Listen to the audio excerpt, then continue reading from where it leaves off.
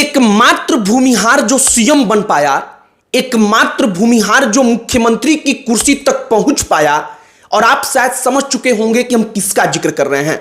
हम जिक्र कर रहे हैं बिहार के पहले मुख्यमंत्री श्री कृष्ण सिंह की। श्री कृष्ण सिंह के बारे में सबसे पहले आप ये जानिए कि वो व्यक्ति जब मुख्यमंत्री की कुर्सी पर बैठता है तो मुख्यमंत्री सचिवालय में कोई भी अधिकारी भूमिहार जाति से ताल्लुक रखने वाला कार्यरत नहीं रहता। तमाम भूमिहार अधिकारियों को सचिवालय से इसलिए हटा दिया जाता है क्योंकि उस व्यक्ति के ऊपर यह आरोप ना लगे कि वो अपने जाति के अधिकारियों को वरीयता दे रहा है और पूरी की पूरी सरकार भूमिहारों द्वारा या भूमिहार अधिकारियों के लॉबी द्वारा चलाई जा रही है। श्री कृष्ण सिंह वो नाम जिसको पता था कि 80% बिहार में जो जमींदार हैं वो भूमिहार हैं, इसके बावजूद वो अपने ही जाति के जमींदारों के विरुद्ध लड़ाई छेड़ता है और जमींदारी प्रथा को खत्म करने का संकल्प लेता है। विधानसभा का चुनाव है, बिहार में तमाम प्रकार की कहानियों को सुनाई जा रही हैं, तो हमने सोचा कि आज आपको बिहार के पहले मुख्यमंत्री श्री कृष्ण सिंह की कहानी सुनाई जाए, उस व्यक्ति की कहानी जिसके शासनकाल में बिहार का ग्रोथ रेट मतलब कि विकास दर इतना तेज था कि माना जा रहा था कि बिहार इस भारत देश के सबसे विकसित राज्यों में से एक रहेगा। लेकिन उस व्यक्ति के जाने के बाद यह सपना टूट गया और यह सपना ऐसे टूटा कि फिर बिहार कभी भी उसकी बराबरी नहीं कर पाया। श्री कृष्ण सिंह के बारे में आपको बताएंगे, उस एकलौते भूमिहार नेता के बारे में जो इतनी बड़ी कुर्सी तक पहुंच पाया। आगे बातचीत करने से पहले हमारा नमस्कार स्वीकार करिए। हमारा नाम मोहित कुमार सिंह है। श्री कृष्ण सिंह की कुछ कहानियों को सबसे पहले आप जानिए। जब श्री कृष्ण सिंह बिहार के मुख्यमंत्री बने तो उस वक्त पर 80% से ज्यादा जमींदार जो थे वो भूमिहार जाति से ताल्लुक रखते थे। श्री कृष्ण सिंह भी भूमिहार थे। जमींदारों को लगता था कि अपनी जाति का सीएम है, मुख्यमंत्री है, तो हमारे विरुद्ध कुछ नहीं करेगा।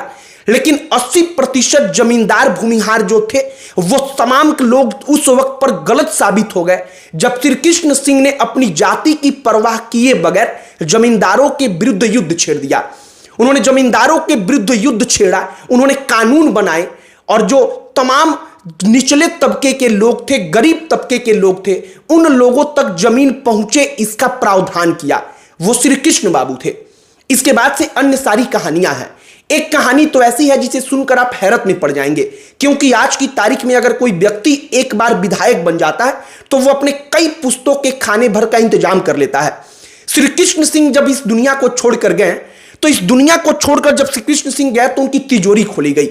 15 साल तक वो व्यक्ति आजाद भारत में बिहार का सीएम रहा और उसकी तिजोरी से उसकी जमा पूंजी के नाम पर 24,500 रुपया मिलता है। 24,500 रुपए को उन्होंने 3 अलग अलग लिफाफों में रखा था। एक लिफाफा था जिस पर लिखा था 20,000 रुपया कांग्रेस पार्टी के लिए, मतलब कि उन्होंने अपने पार्टी के लिए 20,000 रुपया जमा किया था। इसके बाद से 500 रुपया एक अलग लिफाफे में था जिसमें लिखा गया था अपने नौकर के लिए, और तीसरा लिफाफा एक और था जिस पर लिखा था मुनीब की बेटी की शादी के लिए 3,000 रुपए। यह श्री कृष्ण बाबू की कहानी है कि जो व्यक्ति दशकों तक सीएम रहा, सीएम रहने के पहले जब बिहार में प्रीमियर हुआ करते थे, प्राइम मिनिस्टर हुआ करते थे, पीएम हुआ करते थे राज्यों के, तब वो व्यक्ति प्राइम मिनिस्टर भी रहा।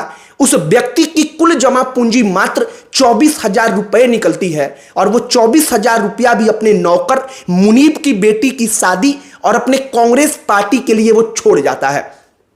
यह श्री कृष्ण सिंह की कहानी है।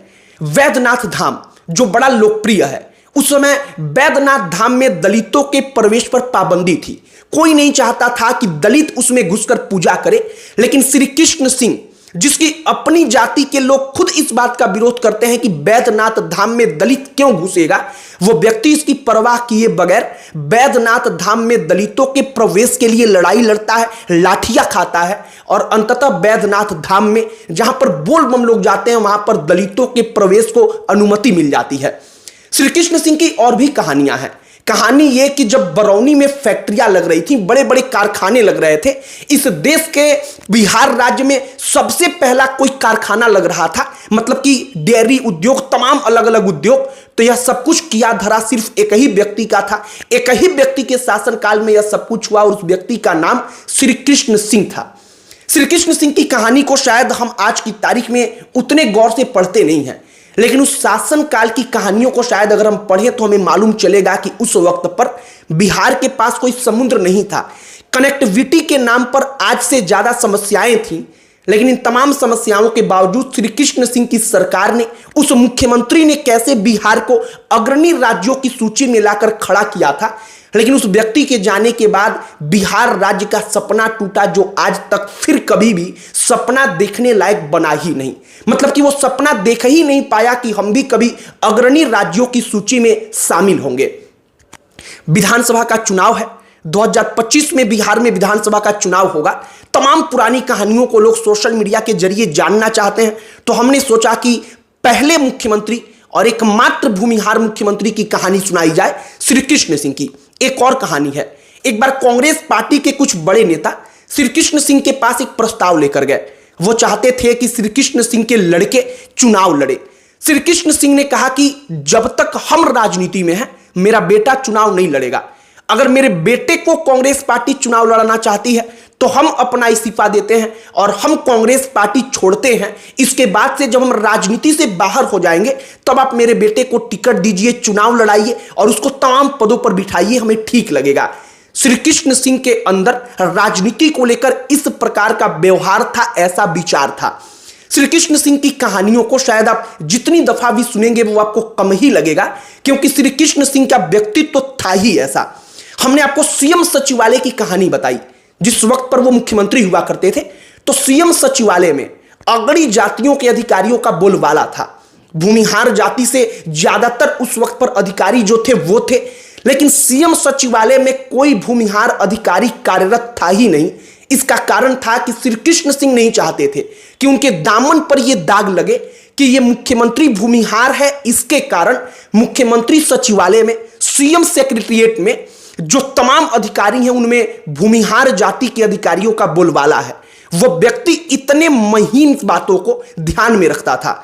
श्री कृष्ण सिंह की यह कहानी हमने आपको सिर्फ इसलिए सुनाई क्योंकि शायद बिहार का वो गोल्डन पीरियड था जब अंग्रेजी शासनकाल का खात्मा हुआ और पूरा का पूरा देश आजाद हुआ। लेकिन श्री कृष्ण सिंह के बाद आपको बिहार में फिर ऐसे उदाहरण नहीं मिलेंगे कि किसी मुख्यमंत्री के शासनकाल में इतनी सारी फैक्ट्रियां लगी जितने श्री बाबू ने अकेले अपने शासनकाल में बिहार के अंदर लगवाई। अपितु हुआ ये कि बिहार में जो तमाम फैक्ट्रियां थी, तमाम उद्योग थे, वो सारे के सारे एक एक करके बंद होते चले गए। वो सारे के सारे अव्यवस्थाओं का शिकार होते चले गए। बाकी श्री कृष्ण सिंह की कहानी हमने आप तक पहुंचाई है।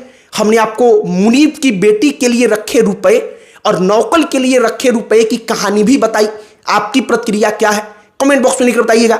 अन्य कोई टॉपिक जिस पर आप चाहते हो कि हम वीडियो बनाएं, जिसके बारे में बातचीत करें, आप उसे भी लिखकर बताइएगा। वीडियो यहीं पर समाप्त करते हैं।